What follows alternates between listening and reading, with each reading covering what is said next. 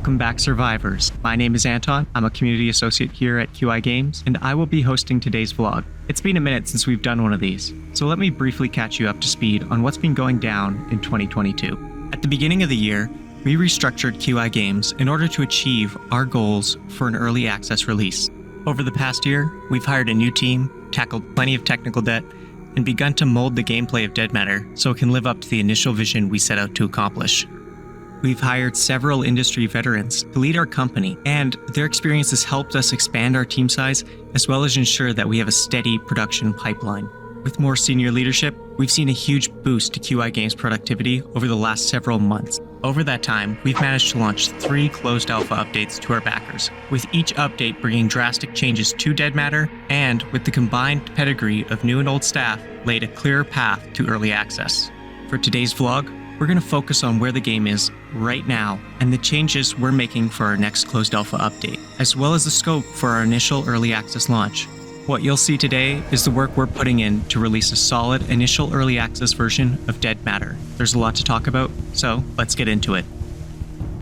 First, we're going to talk about Infected. We're currently working on improving the Infected spawning system and AI systems to increase the level of immersion in Dead Matter. What this means is that Infected should spawn in a way that feels natural in the game world. On top of that, our AI changes should improve other Infected behaviors. For example, when you alert one Infected, they will alert other nearby Infected within a certain radius, causing them to form a horde. This also opens up our Infected behavior so we can start to incorporate different playstyles, like stealth. Aside from Infected behavior, we've also begun remodeling our Infected using Unreal's metahumans. But we're also adding our own custom detailing to give them that undead look. These new Infected models are already looking a lot better, and we're excited to expand these models as development progresses. It's not just our Infected models getting an upgrade, we've also done the same with our player models. Our initial model set will be limited, but we will expand over the course of development. Moving away from our previous models is another step in the right direction for improving the overall look of Dead Matter. The scope of our initial early access launch is something else we'd like to clarify in this vlog. We've decided to limit the initial size of the map for early access launch, so we can focus on refining key locations and creating a more interesting and immersive open world experience. The initial map will focus on the town of Deadman's Flats, as well as some surrounding locations outside of the town and getting into the mountains. Don't get it wrong, this map is still large, and there will be plenty of things to explore in this slice of the game alone. Also, as development continues after early access launch and after our full launch, we will continue to expand the map in future updates. Another thing I'd like to announce is our composer. We've hired Alexander Brandon to score Dead Matter. We're excited to start implementing these tracks into the game, and we're using some of the music he wrote for Dead Matter in today's vlog. Now, let's take a look at some of the locations that will appear in early access. Keep in mind that all of these locations are in our closed alpha and therefore still a work in progress.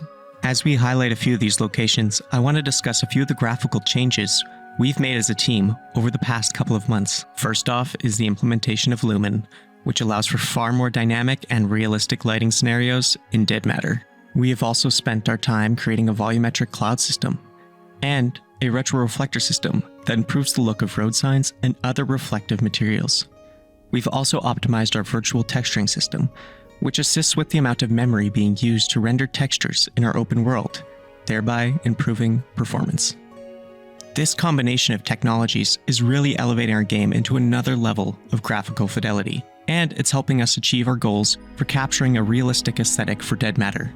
Now let's take a quick look at some of the more subtle gameplay changes coming to Dead Matter. The first thing I want to discuss is the changes to looting that our team is currently making. Loot is an important element of any survival game, and we needed to overhaul our looting system to improve the gameplay of Dead Matter. The first thing our team did was redesign containers to spawn loot based on the container's location in the game world. So, if you open a drawer in a hunting cabin, it will spawn loot that is relevant for that hunting cabin, whereas a drawer in a townhome will have a different set of loot to draw from. This loot change is based on a dynamic loot volume system. In short, this system allows us to set loot spawning rules for different locations all over the map. Moreover, we can add additional layers like differentiating a kitchen and a bathroom within that dynamic loot volume. As a result, we can make loot spawn randomly, but also be much more contextual to the location that you find it on the map. Our team has also worked hard on creating a tier system for loot. This tier system ranks items based on their value. It is important for us to structure the flow of each player's gameplay experience, and having a tier system helps us do that. This works hand in hand with our map design and other gameplay elements, so players get a sense of progression as they play the game. When you first spawn into the world, you're going to typically find lower tier loot. As you continue to explore, you will come across more dangerous locations that will obviously have much better loot. It's a simple concept, but it gives the game an actual sense of momentum as you play through the game for several hours. The last thing I'll share today is the changes we've been making to our medical system. Our team is dissecting and fixing our medical system to ensure that status effects and damage are properly being applied. Additionally, our team is making sure that these ailments to the player character can be treated with bandages or medicine, and that those items are having an effect on the player. It sounds simple, but what we're going for here is not a system that just works, but one that actually adds to the gameplay experience of Dead Matter. We are striving for a fairly in-depth system here, and we want to ensure that this system is easy to expand in the future and interesting for players during gameplay. We will have more to share with you as this work continues in the future. That's it for this Road to Early Access vlog. I highly encourage you to read our September blog post written by our development team to get a more in-depth breakdown of some of the changes discussed in this vlog.